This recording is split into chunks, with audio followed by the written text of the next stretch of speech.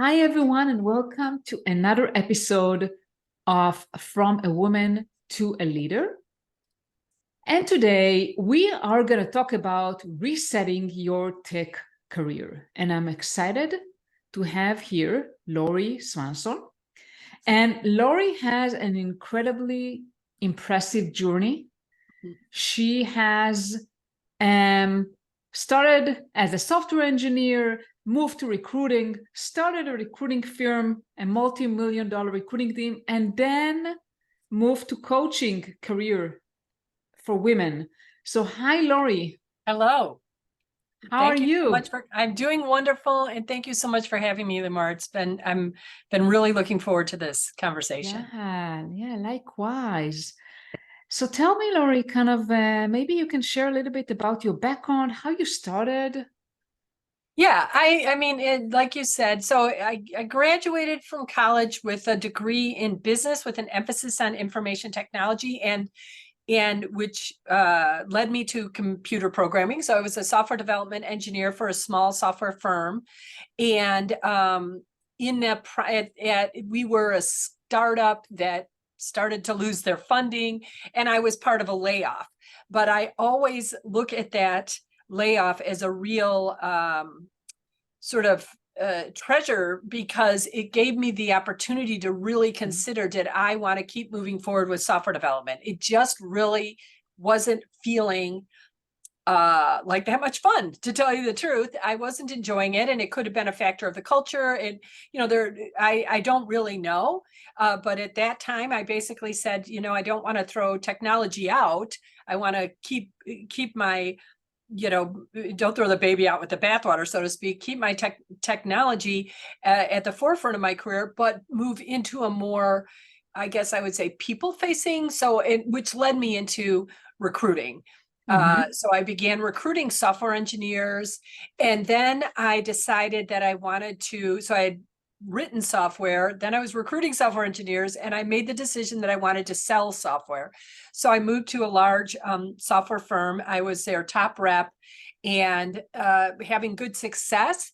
But I have to say, I really miss the relationship that comes with recruiting. Not only relationships with the hiring managers and the HR folks, but with the people who are in some sort of a career transformation, some sort of a career change, either by circumstance, like I was because of a layoff or a downsizing or a company relocation, or even being fired in some cases, or by choice, because where they were for whatever reasons was no longer serving them.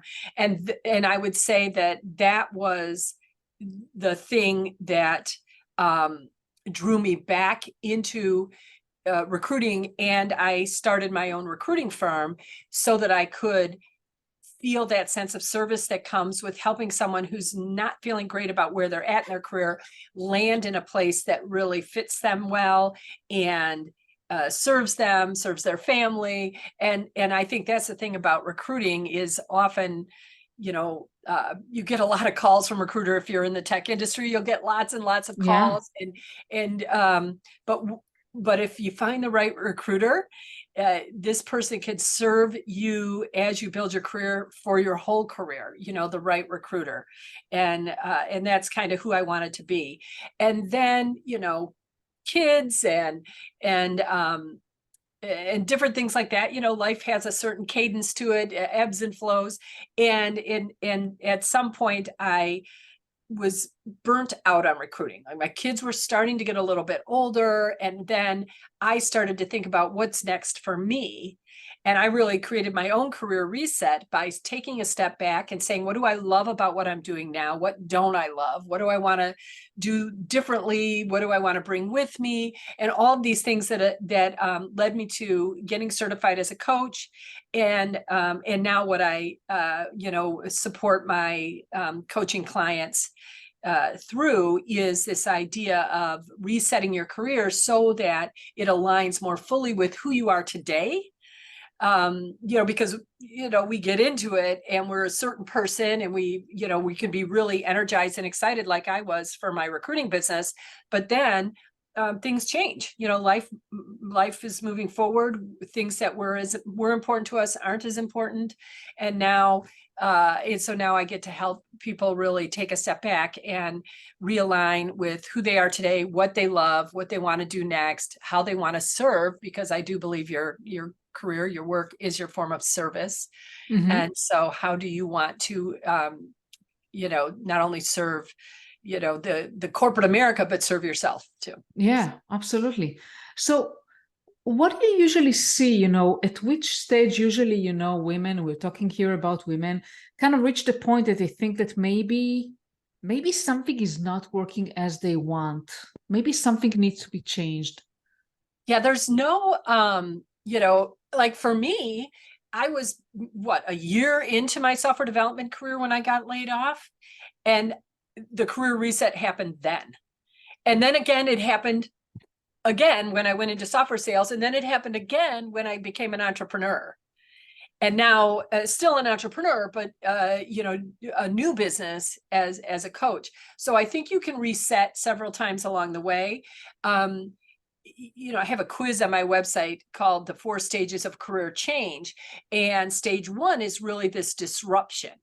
And so you can be disrupted at any point in your career through, like I said, through a layoff or through a partner's relocation that disrupts your career, through having kids can be disruptive, through aging parents can be disruptive, especially for women in tech. And so there's different points that I think, a person, no set, it could be very early in their career when they realize, like I did, that what I thought I was going to do is not really what I wanted to do. Or it could be, after you reach a certain point or something else is disrupting your life in such a way that it causes you to rethink what you want to do. So, but that all being said, I would say that I usually, like, my clients are kind of 3-4 years into their career, or approaching maybe 5 to 10 years out from retirement, and thinking about, okay, who do I want to be as I start to put an end to my corporate career. Mhm. What does that mean for my future? And some of them might become speakers. A career reset can look like anything, really. You can become an entrepreneur. You can become a speaker on stage. You can join a paid board, get a paid board seat. We work through all those things. Or you could decide that it's time to join a startup just for fun, right? Mhm. All of those things. So Absolutely. And what would you say, other than some kind of disruption, are other signs that maybe you need to take a step back and think about, as you mentioned, like passions and what do you want to do and right. how do you want to serve? Such a great question. So certainly, the disruption can be super obvious. Your company laid you off. It's like, okay, all right. But I also think that we really need to pay attention to our health. So if you start to find yourself feeling lethargic, if you find yourself, I call it over-Xing tendencies. So oversleeping, overeating, over drinking, over shopping, over, streaming, if you really find yourself like that's how you're getting your fulfillment. And we all know that it's, it can be fulfilling a little bit, but not necessarily for the long-term nourishment. And so when you start to see yourself falling into some patterns that are not serving you long term, then I would say let's look at what you're doing, how you're spending most of your time, which is often in your job, and what is it about that isn't lighting you up. Again, your work is, because it's so much a part of who we are, and it is how we create in the world.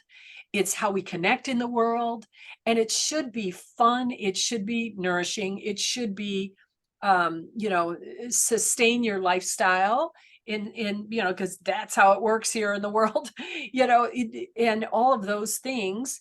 And if you're not hopping out of bed, looking forward to your work most days, then I would say that's a sign. Yeah, and not hopping out of bed joyfully or dreading Mondays. I mean, I think Right. this is a symptom, unfortunately, of majority of the population. So I would say like, okay, now most of people, I mean, unfortunately, again, I mean, most people dread Mondays. They don't enjoy waking up in the morning and looking forward to the next working day. So it's like I would say, okay, so maybe everyone needs a reset. Well, yes, yes. I think a lot of people do need a reset. I mean, I think that, if we're going to point a finger, I think that corporate America or corporate, and again, globally, industrial world, how it,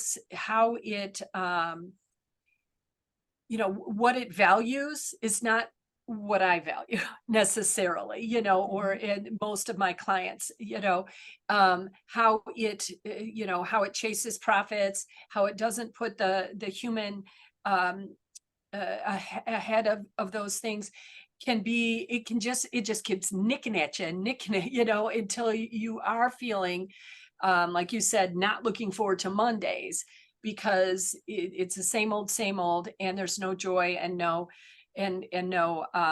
real sense of purpose to what Yeah. we're doing. And I think it is, a systemic problem. And so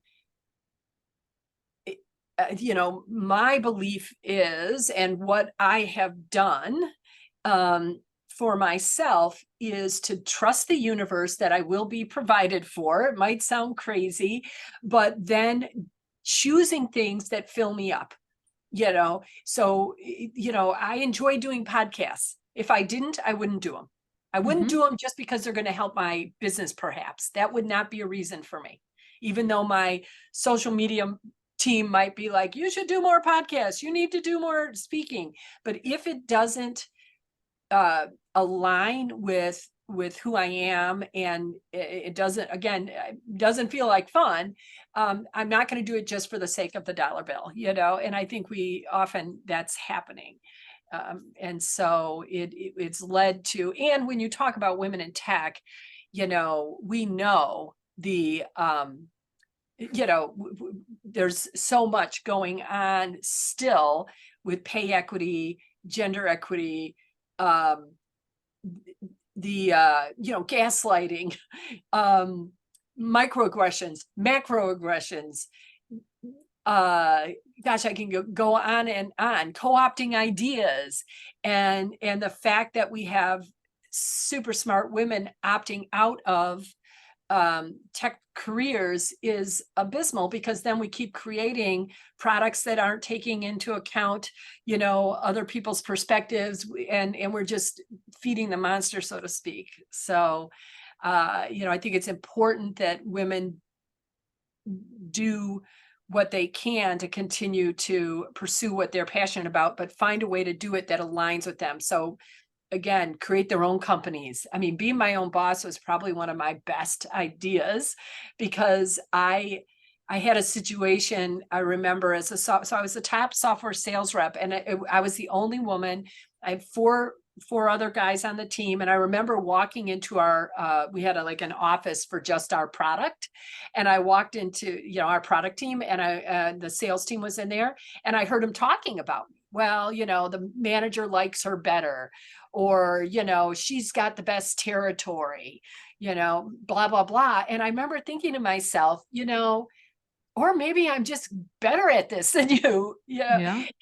And so that was a really sort of a light bulb moment, that I was constantly going to be having to prove myself. The carrot was going to keep moving, and I wanted to start my own business and set my own, measurements, and not have to feel like that anymore. So that's what I did. But I also think it's possible within corporate America, but it's about being very sure and confident of what you bring to the table. You can still talk about imposter syndrome being out there, big. It's not a little thing. I hear it. That's probably the most common thing people bring to me is, how do I believe in myself? How can I, against this pressure that we're getting and against all of these other micro and macro aggressions that are happening, how do I, stand up and really bring forward my gifts, abilities, skills to the benefit of the whole, Yeah, absolutely. Yeah, and imposter syndrome is there. It's real. And I see that also quite a lot with my clients. And the question I wanted to ask you, follow up on what you mentioned. Okay, let's say I realized that something need to change. By the way, I wanted to mention, not necessarily everyone needs to start their own business. I No, also started my own business, but it's not for everyone. That's okay. I mean, that's not the only answer. Resetting your career doesn't mean that you have to become an entrepreneur absolutely or not. start a business. You can just change what you're doing, like you did, right? I mean, you moved from being a software engineer to a recruiter to to sales. I mean, you can just make changes. Now, the question I have for you, let's say I realized, and it happened to me from personal experience, I felt like, okay, I'm not where I knew that I'm not where I should be. I felt like, okay, I didn't suffer, but I felt like that's not I have something else to give to the world. Let's say you are experienced that. How do I know? I mean, I learned something in university. I started doing some kind of job. And now what? I mean, I don't know anything else to do. I don't know what even I can do. I don't even Yeah. know what I want. So, Yeah. what would you tell someone like that? Well, I think that that's why I became a coach. Is I think that it's really important to have somebody, a mentor or a coach, that you can pick ideas around with and get clear on. Because I sort of equate it to being, we're so close to our own stuff, right? It's like we're in this swimming pool of problems and thoughts and all of this stuff, and we're in the center of this. And if, as your coach or your mentor or whoever, your good friend even, can stand on the side of the pool and be like, oh, I'm seeing very clearly your path that you cannot see. You could actually put, you don't have to tread water. You can stand up there. You're not, Mm-hmm. you can walk to the steps. You can, let me throw you a life buoy and pull you over to the side. And so I think it is, I used a coach myself to get clear. It just helps to have someone to bounce ideas off of. A coach doesn't give you the answers, but is really good at asking some good questions to help you get more and more clear about what. And I have, I'm a certified passion test facilitator, certified. So I have something called the passion test that we do. Okay. And there's other things you can do that can help, certain assessments or whatever. But I think it comes down to, you know, making a decision that you recognize that you're out of alignment in this organization that you're in right now, either the role, the culture, the level of job, the work you're doing. It's just not in alignment any longer. And just admitting it and then saying, okay, I'm going to make a commitment to make change. And in that process, I'm going to figure out, what do I want to stop doing? What do I want to keep doing? And I'm going to find a coach or, read a book or something to help me do that.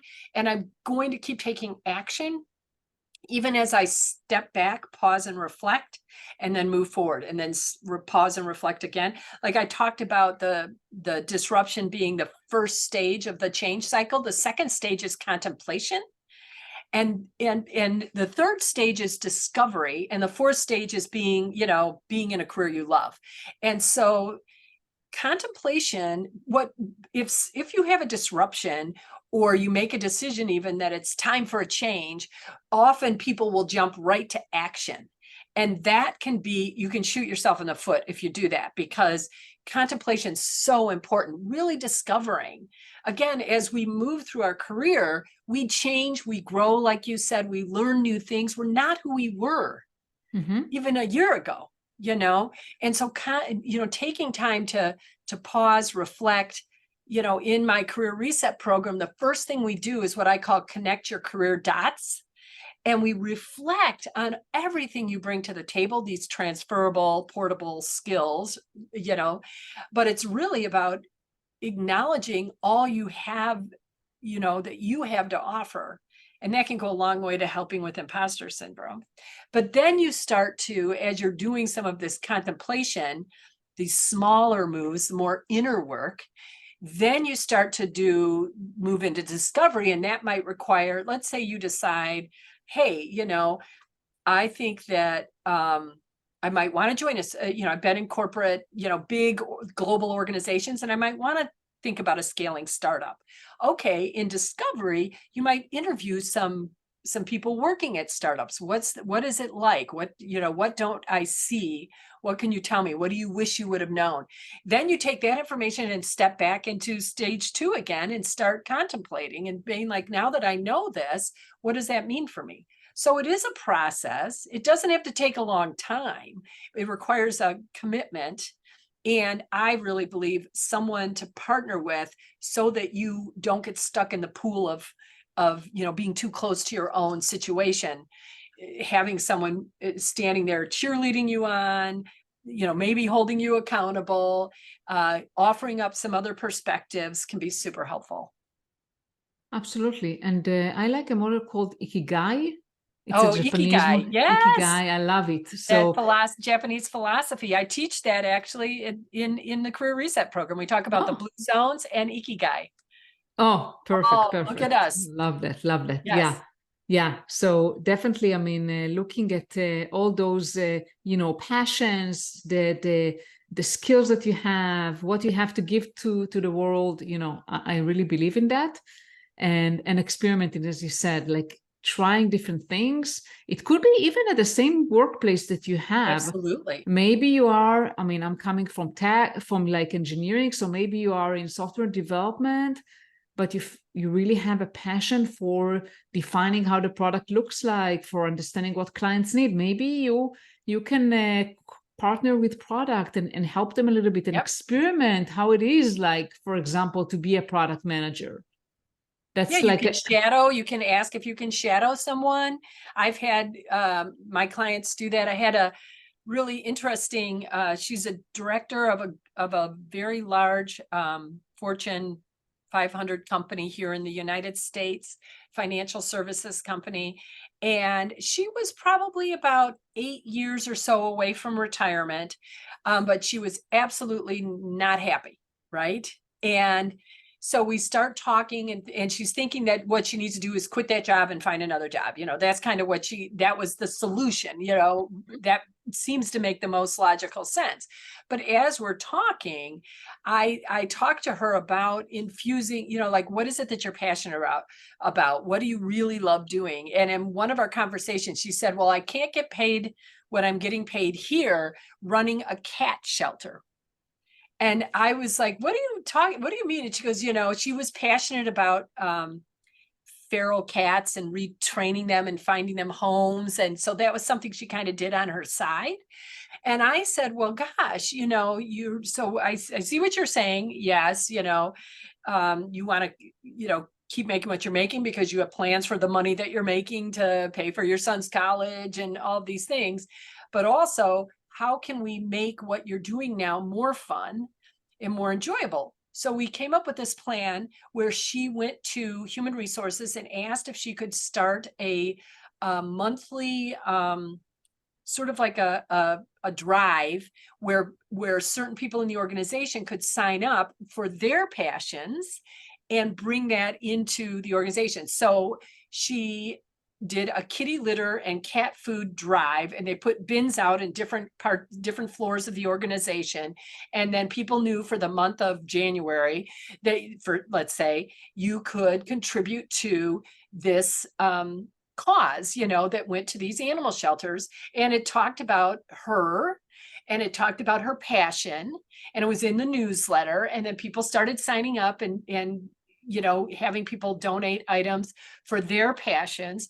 And what it did was first of all, it opened up a door to another project team that she didn't even know about. She met someone who was a cat lover. And the next thing you know, she transferred to another project team. She's loving that. That was like 2 years ago. And so it's just, I think we often think that, again, that the one idea we come up with is the only option we have. But in fact, there's ways in which we can stay where we're at and reinvigorate ourselves. Or by doing that, we recognize that it is time to say goodbye to, and that is scary, but at least you've sort of thought about all of the possibilities before making the putting together your resume and updating your LinkedIn profile and doing that work, right? Absolutely. And I think one of the challenges is you don't see the possibilities. Right. How do you help women see what is possible for them? Well, I think that in coaching, I do think that, I think tools are helpful. I talked about the passion test. I also have another assessment called the Energy Leadership Index Assessment that I'm certified through, that comes through the IPEC organization, but it's used a lot for leaders and aspiring leaders to sort of recognize the energy that they're bringing into things and how they can choose the productive and unproductive energies. So there's things that you can learn about yourself just through journaling, just through, reading books, answering questions. My process is through the Career Reset program, is that we do first really reflect on your career as a whole and what your abilities, skills, gifts that you bring to the table. And it isn't really, I would say, it's not the career, let's say, that you might traditionally think of, oh, right after I get out of university, I've started my career. But I tell people to go all the way back. Like, what did you do? Like, I, for instance, did a fundraiser when I was like 10 for the Ronald McDonald House. And I did this carnival. But in that process, one of the things that came out of that was that I really like running events. And now I run events as a coach, but that happened when I was 9. And so you can look way back. And I think going into your early childhood, often when it's, seems more, you're not connected to all the shoulds and you've got tos and you have tos, can really bring some spark back into, well, how can I connect that? Like, she didn't give up anything. She actually opened up possibilities, my coaching client, and connected to her passion for cats, right? Seems crazy, but it did something. And so my process, we start with the transferable skills and what do you want to keep doing? What do you want to stop doing? Then we will do a passion test. Then we will write what I call your ideal role description. So instead of thinking, how when you're searching for a job, you're out there looking for their job description and then trying to determine how you can fit into that. And often it requires, well, as long as I bend this part of me, a little bit and lift up over here and squish a little bit here, I can fit into that mold that they're looking for, and my perspective is let's attract the jobs to us by spending time really being clear on who, what would our ideal role look like? If it was your ideal role, what would it look like? Does that mean that's exactly what it's going to look like? No, but it taps into something because you're looking at it a different way. And then I spend time on thought work, mindset work, because I truly have found for my own life that my thoughts create my reality. And I can choose to believe that I'm not good enough, or I can choose to believe that exactly today, whatever I have will perfectly position me for whatever the next step is, And then we talk about energy work, and we talk about intuition and looking for signs and asking for signs, because I am sort of that coach that is at the intersection of inner wisdom, outer guidance, and common sense. So I'm very practical on one hand, but I'm also, I really believe in that I can be led, sort of pulled from the inside out to whatever is next for me when I allow myself the space to hear it and to see it and to feel it, which I don't think we do enough. And I really put the focus on that in our, program. And then there's practical stuff like your LinkedIn profile and your the plan, so we do that as well. So I think it sort of starts with, again, taking a step back, reflecting before you do this outer work, practical work. But the practical work and the inner work together is the magic. It's the real potion, I guess I'd say. Yeah, absolutely. And mindset is a very, very, very important thing, right? I mean, to have the right mindset and believing in yourself, in your abilities, and that you actually can do more and you can achieve more than you currently have. And you can be something else, someone else. Absolutely. And I have a whole process I train on. It isn't just, oh, this thought that, that there's a real process that I teach that allows you to question your thoughts, choose different ones. How do you feel? It follows the cognitive behavioral model of thoughts, feelings, actions, and results, basically. But what's your current circumstance? And if that circumstance is not, your current circumstance might be, I'm in a job that doesn't fulfill me. That's the truth. But what are my thoughts about it? Oh, it'll be too hard to change. I won't get paid what I want to get paid. I'm too old. I'm too young. I don't have the right education. I have too much education. I hear all of these thoughts that keep us stuck, right? And then when you think those things about your circumstance, then you start to feel like, why bother, right? And so then the actions you're taking are very small, if anything at all. And so the results that you're getting are also, you're not knocking it out of the park, let's say. So I am, if I were to pick one thing, if all I could coach on was one thing, it would be mindset. Yeah, I'm into that. Well, Laurie, it's been so great having you here. I want to, before we end here, please share, how women can reach out to you and what kind of programs you have. Seems like you have kind of a well-defined program. So please. Oh, thank you. Yeah, so I've talked about, I really, there's two ways to work with me, through one-on-one coaching, and which is a 6-month process, and through the Career Reset program that I think the next one is in the beginning of 2024. So look for that. You can get on the wait list. And then if you can reach out to me directly through my email, which is Laurie, Laurie, at inspiretech.com, which is also kind of tricky. It's INSPI her tech. So INSPIHERTECH.com. Also, I'm a big LinkedIn user, so connect with me out on LinkedIn, Laurie Swanson, career coach. I'll put all the links all that in there. on the show notes. Yeah. Yes, and my website, inspiretech.com. So perfect. Thank you so much, Laurie, for being here and sharing all that wisdom. I really enjoyed it. Thank you so much.